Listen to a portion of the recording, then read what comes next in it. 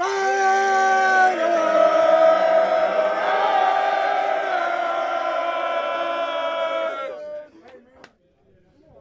about that? How about that? How about that? Everything we talk about, ill intent, violence, physicality, execution, the will to win.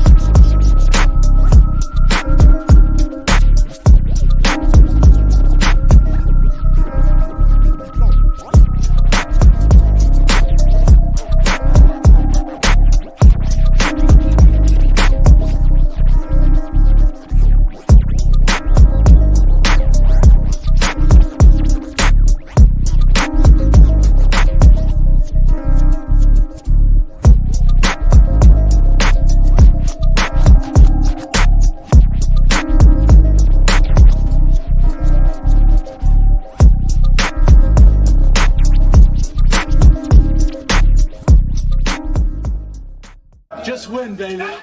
You are now about to witness the strength of street knowledge. What's up, nation? Welcome to another edition of Straight Outta Nation. No Chargers, no Chiefs, no Broncos, just Raiders, baby. 100% talking about Raiders and, of course, a little bit of college football everywhere, because this is a podcast. We're all bleeding silver and black nation. So I'm Rafucho, and as known as el Capitán Rafucho, and don't forget to subscribe to Capitán Rafucho on YouTube, also on Twitter, Instagram, and of course, we got a special guest right here, because you might know as Silver and Black today, because we could talk about like the firing of Getsy going to the bye week, and of course, do we have like the miracle doing for the defense, and of course, there is like more to do about it. So please give it a warm welcome to the Mr. Scott from Silver and Black today. So this is gonna be like the second time that I introduce it on the podcast. So how you been, Scott? So how's it going? So very good right now. Yeah, it's good. It's going good. Obviously, I feel for Raider Nation, and it would be better if the Raiders were doing well. It's better for everybody, right? So hopefully there's some good news coming down the line. Although the way things have gone, we'll see. But I know fans are already starting to think about next year. But you also want to see some of those young players develop on this team this year. So hopefully we can see some of that over the final 8 weeks. Exactly. So right now, let's get into the first topic. So you might know all around from the news, we just see about everything. So look, Getsy, guess who? Because they just got fired today. Because they just lasted a half of the season. Because if you remember 1 year ago, between the Las Vegas Raiders versus Detroit Lions, they just kicked Josh Daniels and Dave Ziegler as coach and general manager. Now the history, it became so much different. Because look, Getsy and two of the park coaches are getting fired after disastrous performance between Las Vegas Raiders versus Cincinnati Bengals. But I guess the play calling wasn't cutting it at all. Because let's be serious right now. During for the playbook of Getsy, it became so much horrible. Because throwing to Brock Bowers should be like obvious. In the last 2 weeks, he hasn't been exactly being like the target he was early in the year. Because can't even seem like this being bad for him. I mean, between for all those players and the culture about for the head coach, I mean, they just wanted to keep like everything resolving it all. But it doesn't work at all. Between for the wide receivers, the running back, along with Samir White, Alexander Madison. I mean, Madison was a fringe flash before the firing. Because I just wanted to suspect the offense will see like a shot in the arm that will get like to the bump. But Samir White is very awful. And during for the playbook of Look Getsy, it looked very bad because he just went off of the reins and the outlets the season with McDaniels Lombardi. So they can become like abominations about that because definitely it could be like really worst. Because Yeah. it might be the good because after they just assigned for a run place in some reason, Samir is not very good enough. But Getsy could have adapted to those players, and Pierce still loves how did it go for like in both of the defense. Will some better points with him? I mean, still like at a dog throat of, but it seems that the Mark Davis seems they have like a great opinion, like a great choice to get fired up, and they just brought in like new coaches like Scott Turner and North Turner. So you might know they have a lot of experience going through for like offensive coordinator. Yeah, yeah. I mean, I think that the Luke Getsy hiring, if you go back to that last year, right? It was Cliff Kingsbury, and they couldn't get him in the fold. He goes to Washington instead, and frankly, a better job for him because he was getting a young quarterback there, which the Raiders obviously didn't have either. But you look at it, and it was always a suspect hire. No one was excited about it. We saw what Luke Getsy did in Chicago, and it was not very good. I mean, he was fired from that team, and the Bears continue to struggle, but their offense is much better without him. And I think you look at that and you say to yourself, wow, the Raiders, what, 28th, 29th in scoring in the NFL. And now it's a situation where, yeah, you give it to Scott Turner. He's got experience. Of course, he called plays in Washington. He also called plays in Carolina. And then they bring his dad in, which is interesting too. Yeah, he's got a lot of experience, but he hasn't been in the league in 5 years. And so I think the biggest concern there is, yeah, you had to change something. There's no doubt Antonio Pierce did the right thing heading into the bye and doing something about the offense. But the other thing there is you have to think about whether or not it's going to do anything if they change out. So they change out, but can he bring something that is different to this team, Norv Turner? Now, Norv Turner had his years, and Scott Turner wasn't exactly lighting it up as he was an offensive coordinator, but they can't do worse, Cap, right? So you figure you might as well give it a shot and see what happens. Yeah, I mean, exactly. And of course, that I just read all about for the social media and the news between for like Scott Turner and North Turner, because I know I'm imagining this because there has to like remind us to something like it's not even gonna like the good or worst decision to making the management, they were like the operation have assembled. But how did it get like anything like worse? I mean, there could be like a generation incompetence. I mean, I just really hope that the defense can make anything better.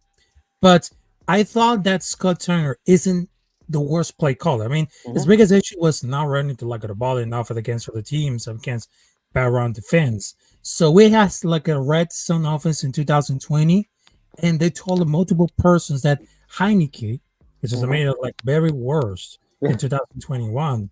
But it seems that it became something like a big factor because it definitely has a guy for like who wants to run the system and don't want to expect to adapt the offense for any players. But some persons they just wanted to see like a new coach. They brought like a Ben Johnson from Detroit Lions, or maybe just like a anything that happened. Because remember, if Tom Brady was assigned for like an minor owner, so there's one offensive coordinator that I just know about this name that he worked with as offensive coordinator during for the time with the Tampa Bay Buccaneers, and that guy would have definitely fit for him. But doing for that part along with North Turner and Scott Turner, I mean that they're gonna brother this force. I mean, to be honest, everyone is something to expect about once they hired up. I mean, they knew that they get the ball to scary because they're gonna get to the 100 yards. Because I know the offense is terrifyingly watch to watch. I mean, there's like gonna be like a lot of pre-snap movements around the jet sweep or anything to lose to the yards, but it definitely hit kind of to see about it. Yeah. I mean, I think you're right. And look, it's temporary, right? You obviously know that something's going to change next year, I should say. If Antonio Pierce is back as head coach, then clearly he's going to need an offensive coordinator, and they got to go get a home run with that. But the question is, does somebody want to come work for Antonio Pierce? We'll have to see if he's still there. He's on the hot seat, though. He's going to have to show, and that's the tough thing. You know, a lot of fans, as you know, in Raider Nation, I'm sure you hear it all the time too in your social channels, which is, hey, just tank so we can get a quarterback. Let's get the best pick we can get. The problem is Antonio Pierce wants to keep his job, so he's got to try to win. He's not going to try to tank. That's why when people say, well, just tank, well, a coach isn't going to do that. Now, If he had a 6-year contract or something and it wasn't a concern for a year, he'd be fine. But that's not where he's at. So I think you look at what they're doing now, and you got to find something to work. And the defense is starting to struggle too. So I think that you have this bye week, and to me, and to many of the points you made, you got to try something different. And to your point about scheming for your players versus trying to get your players to fit in the scheme, Zamir White was the perfect example of that. He's not a gap run guy. He's a straightforward guy. And so why are you trying to have him do things he can't do? I'm not going to use a hammer to try to put in a screw right into a piece of wood. You use a screwdriver. You have to use the tools that you have the appropriate way. And so we'll see what they can do. I mean, I'm interested, and maybe Scott Turner does a good job and proves everybody wrong. I'd love for him to prove me wrong. I don't see it, but you just never know. And so you have to wonder what they're able to do, and they got to see what they have too with some of these young players. I want to see Tucker do more, be used more. I mean, these are weapons that they have that they're not doing. And you talked about Brock Bowers. I mean, Brock Bowers. Somebody told me the other day, oh, they should sit Brock Bowers for the rest of the year. I'm like, are you crazy? Like, he needs all the snaps he can get, and he's a fantastic player. So yeah, I'm excited to see what they can do, and if they can do anything different enough that gets puts a fire under this team a little bit and gets them moving. Yeah, that's exactly. And when you mentioned about for like Antonio Pierce, I mean, between all the last games, I mean, they just wanted to combine that how the play calling and of course mentality, it just went too bad. I mean, also, I'll be honest with you, because they don't want to spend like at a 2-5, because whatever you see about like the press conference of Antonio Pierce, it didn't like to see what is flipping. I mean, at the end of the day, they got to live in reality, and that's what they're dealing for. Because if you remember Dan Campbell, which is a former player for the Detroit Lions, I mean, he has the very rough year as a first year the head coach. And then things are really changing at all, and he became like Super Bowl contenders. And since then, I mean, his whole culture has absolutely changed. I mean, people, they just wanted to Antonio Pierce, not only because he smoked cigars, also they just wanted to scream Raiders, Rabbit Impala, but he just wanted to get involved. A lot of things would happen to the defense. I mean, it's not gonna be like a retreat for like bare facetors and off, but we want to see like greater success, and it takes like months, years. But it seems that he just wanted to admit that offense needs like the very work, because it's what everyone thought that Dan Campbell was after the Detroit press conference. I mean, it just became like it took a lot of years, took like for a lot of months to get prepared. I mean, you had to learn a lot of those people in the room, because, for example, Gardner Minshew threw like 3 interceptions, lost in the fumble for a scoop and scored like, because that was like really pissed off after a loss for against Los Angeles Rams. But if they wanted to play like the team that all figured it out, they were Ned Smith quarterback, I mean, they're not that even bad. So they just keep it like continue to learn. I mean, this is gonna be like the blueprint to have a success defense. It took a lot, because they want to get it expected about for the bombshell, but they don't want to like get in a lot of rhythm of the talent, because they're not going to be even higher of them. I mean, what are going to let them to kick a field goal with Town A with no time left in the red zone? Because I don't know what the people are going to expect into the season without the quarterback, between for the problem of Gardner Minshew, also for Aiden O'Connor, Desmond Ridder, and of course all of the issue problems of Devontae Adams. But it seems that Antonio Pierce's culture, I know he's a good head coach, but he needs to adapt a lot more about like the NFL rules and not make a conservative play call. And of course, he needs to get involved and bring like the intensity that will go for years. Yeah, and I think that's been the biggest. Listen, we talked about it a lot on our show about the fact that, look, he's a first-time full-time head coach. He's going to make mistakes. Like, there was no question about that. So you didn't come into the season thinking that Antonio Pierce was going to be the perfect head coach when he's never been a full-time head coach in the NFL. He's never even been a coordinator. So you understand that. So then when you saw that he brought in Marvin Lewis and he brought in Philbin, he brought in all these guys that were experienced, like, okay, I get that. You're surrounding yourself with experienced people. The problem has been it doesn't seem to have any impact. And I think that while people like Antonio Pierce, I like Antonio Pierce, great guy, great attitude, all that stuff that everybody fell in love with last year. The problem is, and even the Dan Campbell comparison, yes, Dan Campbell was 3-13. The difference was Dan Campbell had a great staff, and guess who? He fired his offensive coordinator the first year, and you know who he elevated, who's already on his staff? Ben Johnson. So that's the biggest concern I have with Antonio Pierce, and why I think right now it's a real uphill battle for him to keep his job, because he didn't put together a good staff. There's a lot of national media talking about this, and so as a CEO type head coach, where he's never called plays, Antonio Pierce, which is fine. There's plenty of coaches who do that. Nothing wrong with that. But if you're that kind of coach, you're trusting in your offensive and your defensive coordinators, and those are huge hires because you don't have that background. So if he's back next year, then he's really got to nail that pick because it could set the franchise back considerably. If he's not back next year, then I would expect, like you talked about Tom Brady earlier, if he decides to step away from all that money in broadcast and be more active in running the team, then I would anticipate that he would get more involved there. Maybe Mark Davis will turn over some more of the football decisions to him, and maybe he'll make good decisions. Look, Mark Davis always tries to do well for the Raiders. He just has a terrible record. He's not provided stability for the team. So we'll have to see what happens, but he's got 8 weeks. Antonio Pierce and the staff, they have 8 weeks to show improvement, to show, and I love your theme here, which is about adapting, right? You have to adapt. You have to change. And so if they can do that, then things will get better, even if they don't win. And I'm not even looking at wins at this point. It's like, as long as you see the team progress, then I think things are good. If the team doesn't progress and they're making the same mistakes in week 14 that they made in week 5, then that's not going to look good for them. Yeah, exactly. And for that reason, not many former players in the NFL has to go for the head coach. It wasn't that easy at all. Yeah. Because some players, former players in the NFL, they have some good look as a head coach. Someone didn't do it. And of course, I just wanted to move to another topic, which is between for the bye week. We have many concerns about the defense, because if we need something to help out a miracle, because after the bye week, we have Miami Dolphins at November 17, which is the other Sunday.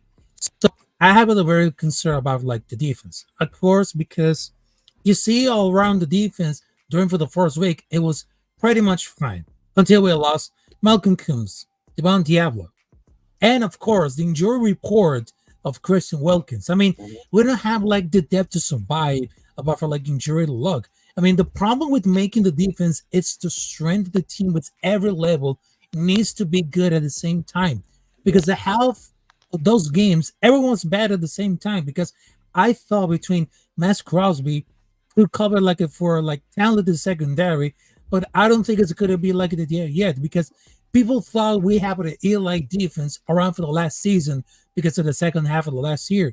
They don't remember the list of quarterbacks we faced, and that's strange. They look like at the start for the last year, because we have a round late if they're late against a bunch of completely quarterbacks, and everyone that just went holy bananas, because a Max Crosby isn't dominated the defense, right? Somewhere between bad or decent, depending on that day. Pretty sure they're not going to be to hear nonsense about top 10 anymore. But can someone agree if we need to something about for the miracle? Because I've been seeing at a lot of those games around for this season, and a lot of interceptions by Jack Jones. Also, they're the miracle work, about the wide receivers catching a throw at a 3 and 4, everything like that. But it seems that we need something to get involved with a lot of the miracle. I know exactly that Max Crosby could handle it alone, because they need something to help out the secondary and the special teams. Because I know there's going to be at the bottom 5 of the pounds allowed and the bottom 3 years allowed, because they just wanted to get promised before the season started. But right now it seems things are getting really changed at all, because after Coons being out immediately, it was the bigger blow. And of course, after Christian Wilkins' injury report, another huge blow that we went to admit, because that defense got made a human real fast. Because I know it's going to be really hard how to manage a good defense where your offense is completely incapable to running the ball between for all other games. Yeah, no doubt about it. I think you look at that defense and you're right. Injuries hurt it. At the same time, you look at some of what's happened over the last 3 games. And to your point about the schedule, they had the easier part of the schedule first, right? So you went through the easier part of the schedule. You played some teams that were not very good. And because of injuries, the defense suffered. And of course, we know the story with the offense. So they're going to have to find a way to do it. And we'll see. But we also see some I think concerning things like, for example, 88 points in the last 3 games. That's a lot. It's a lot. And then the first half numbers, I don't know if you saw this, in the last 2 minutes of the first half, they've been outscored 46-6 in the final 2 minutes of the first half. So what's going on with the defense and that goes back to even pre-injury, what's going on with the defense that they're not closing out first halves correctly. These are the type of things that result in you being down 7 points and then you're down 10 or 14. And we know the Raiders have been down double digits in every game this year practically. So I think that's something you have to look at. But yeah, injury hurt the defense. And then they still had some spots. I think going into the year, you knew Christian Wilkins was going to help out. And of course, like you said, Max Crosby is who he is. Defensive backfield, for the most part, played well. Jack Jones has had his moments, of course, that are not exactly exciting. But look at what Nate Hobbs has been able to do. Ja'Cory Bennett has been great. Well, not great, but very good at times. So I think that to your point earlier as well about having everything hit at the same time, this is just one of those years that got away from them. And you don't have a quarterback in the NFL, and you're not going to move that offense. You can't run the ball either. Guess what's happening? So I think that this Raiders team is not that far away. If you get the right people in, that defense can be shored up very quickly. Christian Wilkins comes back healthy next year. They make a couple other signings. They draft. Also on the offense, they get their quarterback and a running back. Suddenly things can flip around. I mean, you saw what happened with Houston and the Texans, right? They get C.J. Stroud. They add a couple free agent guys. They had a couple good drafts. And they go from being just brutal to now being one of the teams that people are talking about up there with Detroit and the Chiefs and all of that as one of the better teams in the NFL. Yeah, exactly. And of course, there are some a few things that I like to address right now because I know there are some comments on the social media that, well, after Scott Turner and North Turner have become the interim and senior offense around for this thing, but it seems that a lot of persons they just wanted to create some rumors and everything because they just wanted to tank for a quarterback, they just wanted to make some trades, but I don't think that it was gonna be anything could happen because I know there are some persons that just wanted to need Shedeur Sanders or Cam Ward, but I know that over the last few games, because before that was before the bye week, I mean, we just see at the actual mobility for a Desmond Raider was kind of refreshing because as anyone that when you hear about Minshew as a mobile quarterback, when you realize he has a slower forward time than AOC, has the same rushing numbers as Derek Carr because between for Desmond Raider may or not be good quarterback, but at least we just have a legit running threat of the quarterback for a couple of games right there. But he always had a terrible narrative for starting Minshew over AOC, which is Aiden O'Connor.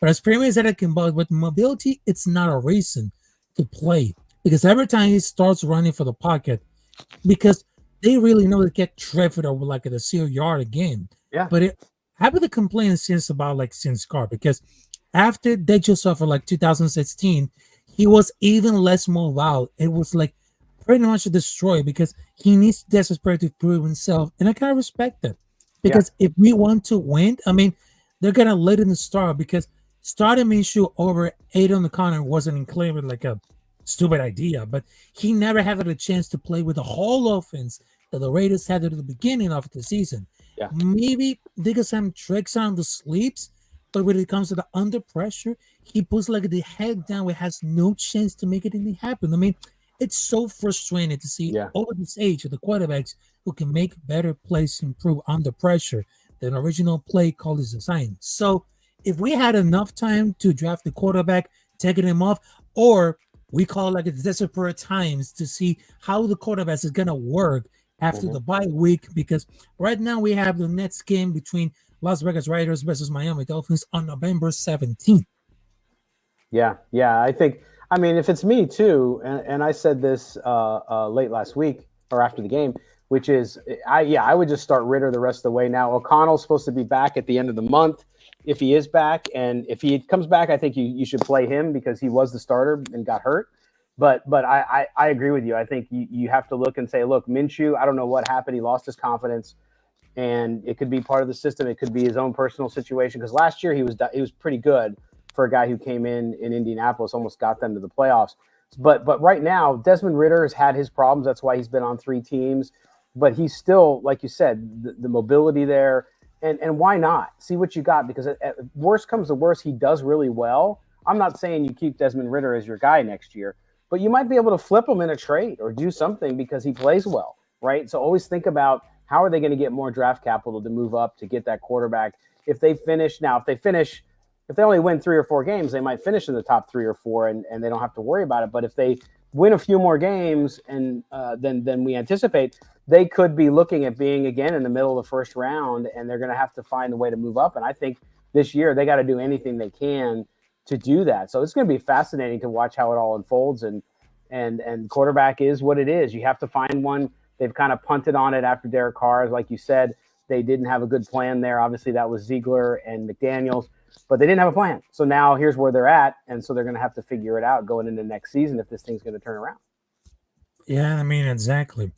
And of course, that I just wanted to mention about, like, because some fans, they just wanted to tank a quarterback, or they just need to trade Max Crosby. But I got to tell you, because this is going to be like the last topic before wrapping it off, because I can imagine all that about the comments on the social media that just wanted to trade Max Crosby to the Detroit Lions. I mean, it's not going to happen. No. Because what I just see about for like the Max Crosby, he became like the heart and soul of the defense. He became like the glue. I mean, there's no Max Crosby, there's no Raider Nation. I mean, he's just really helpful, because have you ever seen like all of this performance? I mean, he just became like unstoppable. And not only he just became like a human being, but he reshared about this everything about for like how untouchable is him, because the impact, it goes way beyond the stats.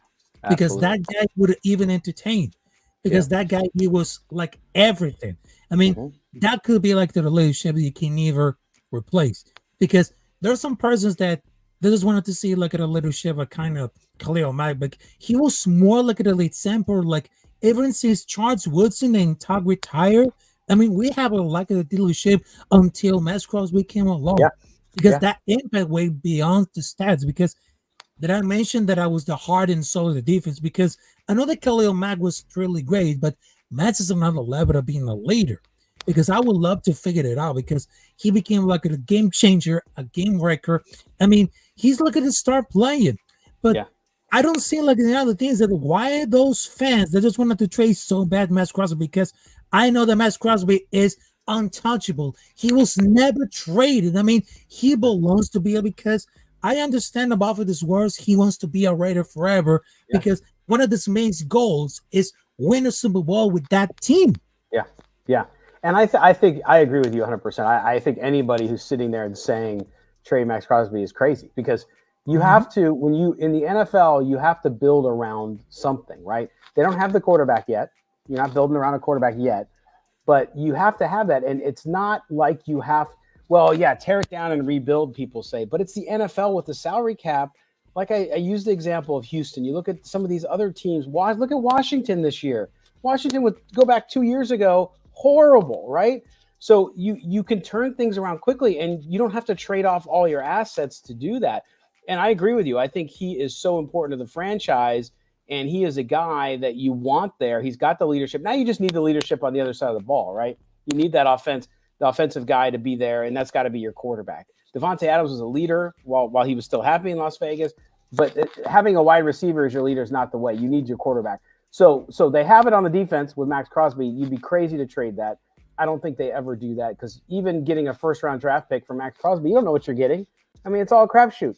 They took him in the 4th round. When they drafted him, I questioned. I was like, I don't think this guy's going to make it. I'll be first one to admit that.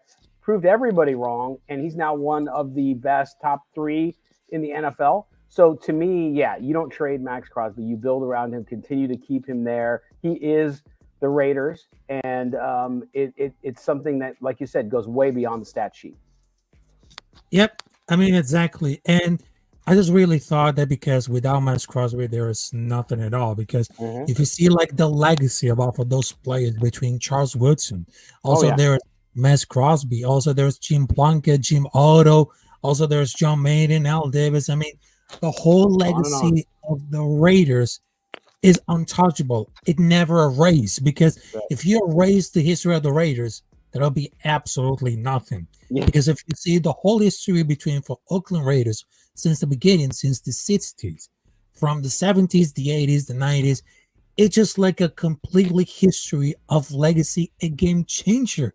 Oh, And yeah. it doesn't erase it at all, because it seems that we have the whole nation coming up for us, for the world. Because I know there are some fans, I know there's some other teams that probably don't like us, because we're just about like the nation that doesn't give a fuck. We're like the fearless nation, the fearless nation that we are witness right now, because we have no fear at all.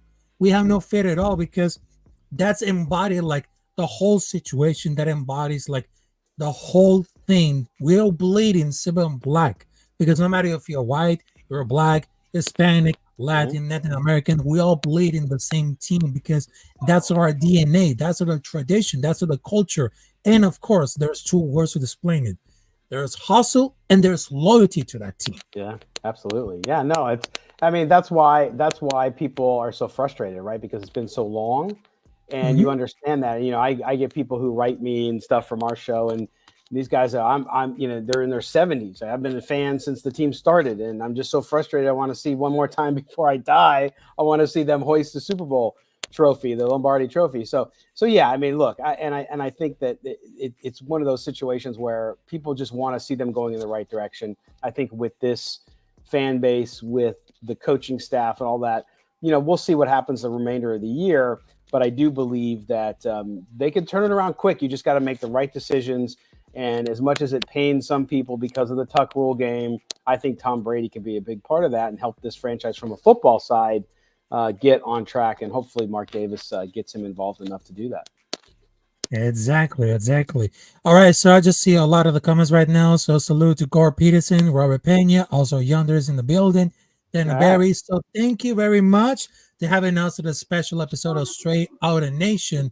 We were talking about like between for the bye week, the Luke Getsy problem, and of course the new coaching, Mass Crosby, all the Raiders stars right now. So thank you very much. And of course, one last thing before wrapping it up. So where can we find you on the social media to can see you all for the live streams? Because I just saw over the live streams talking about the Raiders, and of course the post game along with one of my brothers, Murph, for Raiders fan.